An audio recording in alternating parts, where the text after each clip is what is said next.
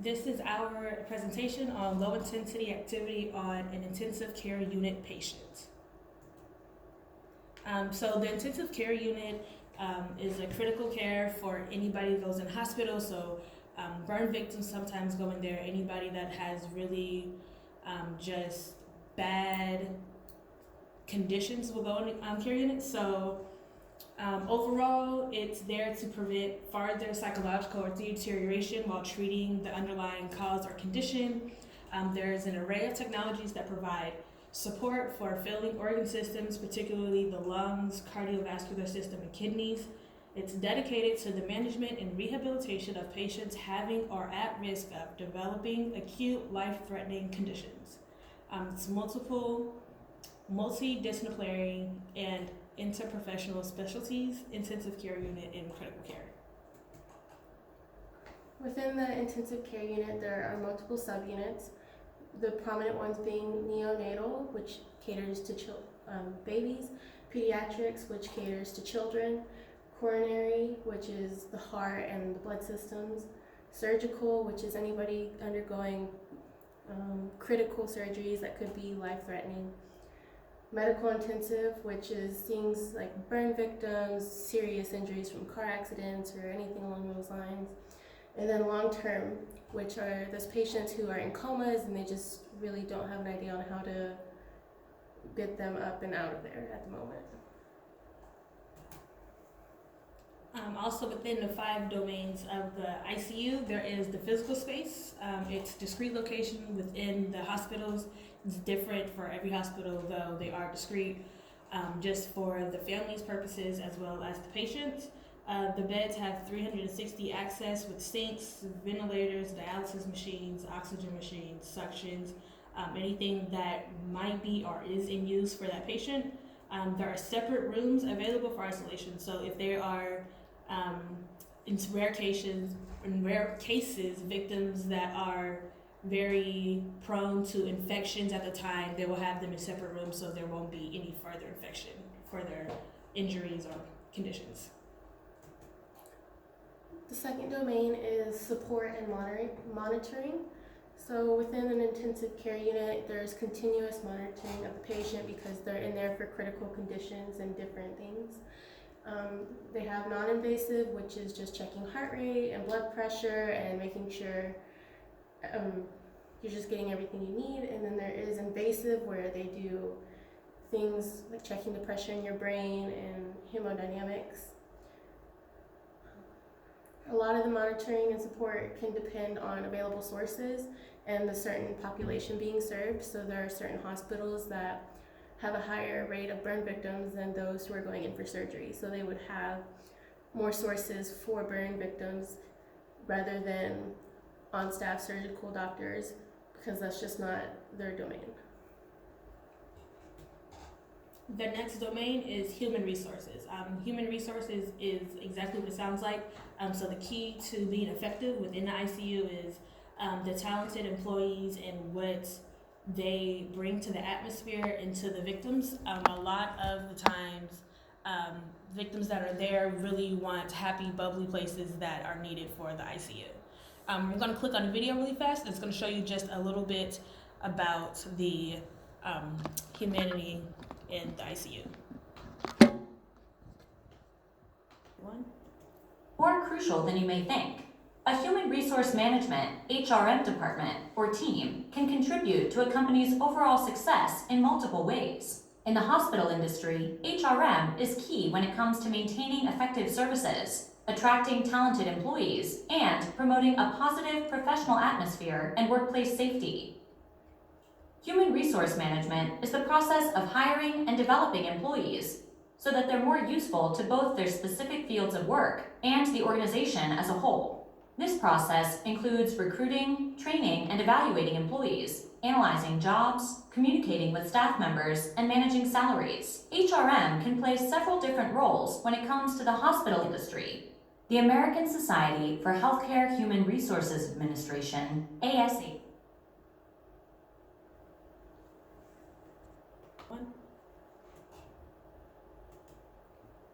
The next domain is the critical care services that each unit provides. It's dependent on the severity of injuries. So, like we said earlier, there's a different need for burn victims than there are for those there for just typical surgery. And there's a different need for those that are infants and compared to the elderly. It also depends on the unit they're in and the staff that's available and just the typical size. So smaller ICUs don't have as much resources, as much staff, as much room, and a lot of times they serve as referral centers for the larger ICUs that have the time, the resources, and maybe the specific need or doctor that they're looking for. The next domain is the research, education, and quality. The research, education, and quality domain is inherited in the obligation to continuously improve and evaluate the best possible patient care. As stated previously in the slides, with HR or HMR, this is where they come in hand. They use this to develop and continue their education for the doctors that are specialized in ICU care and specialized in certain fields, as is burn victims and coma patients, are victims that just went into ICU unexpectedly through having complications of their surgeries. The current rehabilitation process within the ICU is different for each patient because intensive care is, as it sounds, intensive, and there's different variables, there's different doctors, there's different resources, and there's only so much that a doctor can do for a patient, and each person definitely has to go at their own pace, but also has to be open to the idea that there's a lot of times where you can give a rehab training program and the patient either doesn't adhere to it, starts or stops, doesn't do it correctly, or just isn't open-minded to the process. So you have to find a balance between the two. The limitations to the rehabilitation process. Why is there a lack of exercise? So there are multiple reasons there could be lack of exercise with the ICU as a unit and with the patient. One, the patient could be sedated, so they might not be able to do exercises needed for them to get out of the ICU. They could be depressed, so they might not have the motivation to do the exercises or to do much of anything. They can have PTSD, which can be triggered by anything if you do not know what the cause of it was, or if you were a doctor reassigned or a nurse reassigned to the victim and you weren't fully updated on their condition. They could have anxiety or angry. They could overall just be unable to perform any exercise or activities. They could be suffering from physical and occupational therapists, or lack of, therefore. Like said earlier, we've been saying different hospitals have different size staff and different size ICU care, therefore having different amounts of staff on hand. Continuing with the staff, there might not be enough that might not be educated in the new methods that they have or educated in how to deal with certain victims. So there could be a victim in ICU but also be autistic or have Down syndrome, and they might not just know how to deal with that at the time. Their education might not have gone that far. They might not be specialized in that type. They might be short-staffed and just have to throw a random doctor or nurse into the ICU to help them rehabilitate, and they don't know what to do. So they're just kind of winging it or going off of what they might know. Hopefully this never happens, because if that does, then we're all just in some trouble. So after discharge from an ICU, there are lots of things that can happen, and more common than not, the person has mental, cognitive, and physiological after effects. So mentally, they can be depressed and have anxiety or PTSD from their accident or whatever caused their injury, and depression because, they have all these new possible disabilities. Many burn victims have to go through lots of surgery and lots of skin grafts and possibly not being able to have a donor to get those kind of treatments. Physiologically, there's a lot of muscle weakness because for example, if you're one of the coma patients, you can't physically do any kind of movement. And when you get up, your body is weak and your muscles haven't been used in a really long time, and you just kind of have to relearn a lot of the things that you knew before. And cognitively, if someone suffered, brain damage, that is just a wide array of possibilities. You never know what's going to come from situations like that. And the last one that most intensive care unit victims have or stress over is money, because medical bills are not cheap, and more often than not, insurance does not cover what should be covered, and that's just a personal battle that most of them have to deal with. Current research that goes into, or that has been had on ICU and rehabilitations, what's being done to improve how we rehabilitate ICU patients and make it easier for everyone, including the staff, hospitals, and the victims. There is a future directives to being evaluated in advanced applications for rehabilitations by way of technology. So we're going to play a short video that's going to tell you just a little bit more about that.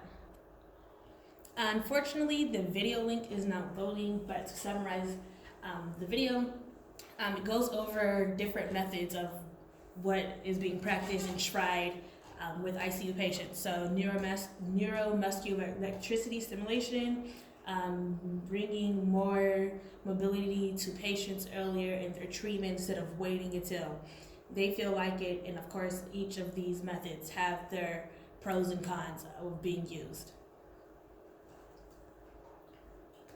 The future rehabilitation process that is being worked on now is called Take the ICU Home, which is where physical therapists, nurses, and caregivers are visiting homes after discharge to improve success and recovery rate.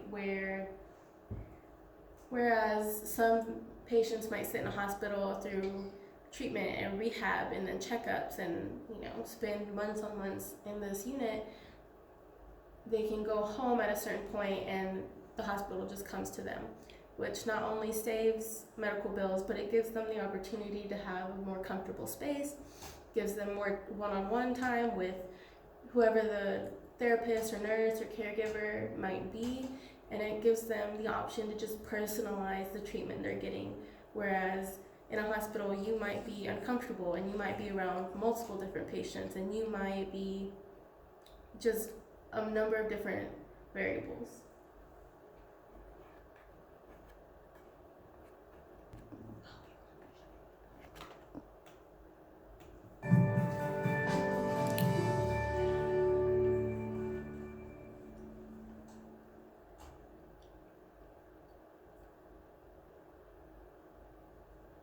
So my name is Dr. Gaurav Kipral. I am the Chief Operating Officer for Healthcare at Home India, and I'm based out of Noida. So ICU in a hospital is a place where patients needs continuous monitoring, where interventions are required to be done any point of time in 24/7 care. But when you step down the same ICU care, which for want of one-to-one nursing becomes difficult in the hospital, we take that transition of care with the same quality at home, making it ICU at home. So for example, as a doctor, if I know that this patient is recovering, and if I keep this patient in the hospital for some more days, he will catch infection from a fellow patient, or he will block a bed for somebody who needs his care more and is waiting in the emergency. Now I can't send this patient to my HTU or to my ward because I am not sure whether that he will get that one-to-one nursing or not, right? Or will he get that step-down care which I feel I am more confident of giving in my ICU. Those patients, we take them home with the same quality care, with our trained people, with all infrastructure, and still keep that hospital doctor connected with the progress of that patient. The whole technology-enabled systems are equipping the doctor to treat these patients even when the patient is not in the hospital. And that's whole concept which we call as the future of ICU is ICU at home. Yeah, the biggest challenge is making people understand that this can be done at home. So the whole challenge of home care is a staffing solution versus a managed care. What home care is benchmarked to is nurse at home. And I fail to understand that when in the hospital the care is being delivered by a nurse, a physiotherapist, a dietitian, even a GDA, with n number of people working in the back end, under the supervision of the doctor, they carry out the care plan. How do we expect that the same patient, when he walks out of the hospital door, can be managed only by a nurse? So the perception of managed care at home, delivering a post-operative care, delivering a critical care, delivering a onco care at home is where we struggle. People still benchmark it to a nurse. Getting the right people to deliver that care. People who are confident, who are communicative enough. Because in a hospital, the visitors or the family gets to meet the patient only for maybe 5 to 10 minutes a day. In the home, you can't tell them you can't meet your people and you are under a scanner. The person who's treating the patient at home has to be confident. He has to explain things, why I'm doing this, and whatever I'm doing, I'm in control. So getting that right mindset of people, our education system doesn't give us that education that we can communicate and explain things. So even if you get best of the nurses who have best of the expertise, communication soft skill again is a big problem. Given the fact that nurses have to be upped. For example, we have this concept of physician assistant where we said we are not getting enough surgeons, so let upgrade nurses to be physician assistants or nurse practitioners. In our case also, we have to uplift the nurse to do very specialized jobs and create another cadres of nursing assistants, healthcare assistants who can do care of bedridden, who can do all that work and free the nurse to do more quality work. So getting people and building this cadre will again take time. So today, if you are treating patients across 100 beds across the country, bridging this distance itself is a huge challenge. And we have tried to solve this challenge just by leveraging clinical quality, by leveraging technology. So in a hospital, the document which is sacrosanct and which dictates the treatment of the patient is the file in which everything is being documented. That is the file which can be also challenged in the court of law to say whatever was done was medically, ethically and quality benchmarked or not. Similarly, what we have done is we have replicated that file onto tablet devices which our nurses use. All the data comes real time into those tablet devices. This data is collated and sent to the treating doctor and the family to tell how the care plan is being delivered and what is the progress of the patient. Also, we have a set of intensivists who remotely monitor our patients through a command center, and these would be as good as doing morning, evening rounds or transmitting 24 hours data from these beds. So technology has enabled our doctors and our staff to be connected for the benefit of the hospital. Also, all the equipment, whether it's oxygen, whether it's a syringe pump, whether it's a monitor, whether it's a ventilator, all the data from these devices can also be seamlessly transferred back to the doctor, and any alerts can be taken care of. Well, this is the future. I think we have just at that inflection point where people have started realizing that such patients can be treated at home. And today ICUs are choked. 30% of the patients in the ICUs are there just because there is no one to take them out of that place.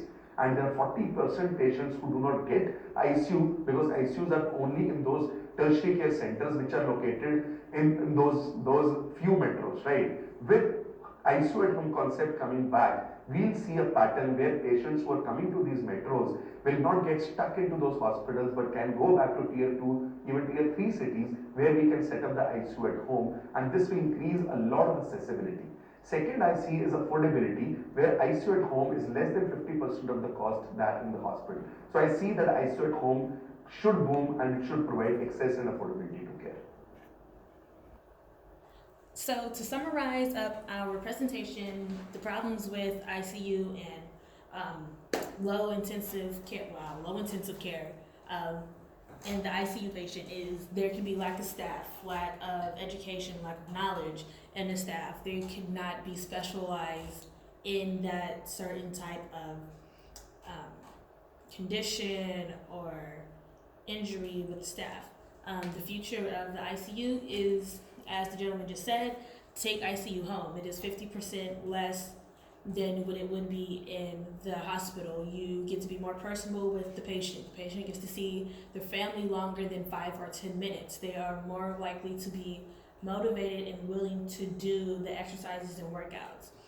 Also, that comes with early mobility and exercises with patients, and low intensity exercise is their faster recovery with the patients.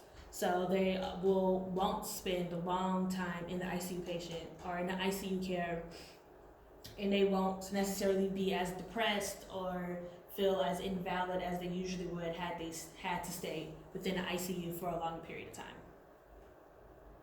Thank you for watching our presentation. We hope you enjoyed it and learned something new. Thanks again. Here are our references. Fantabulous, thank you. Hope you have a wonderful day. Thanks for watching our video.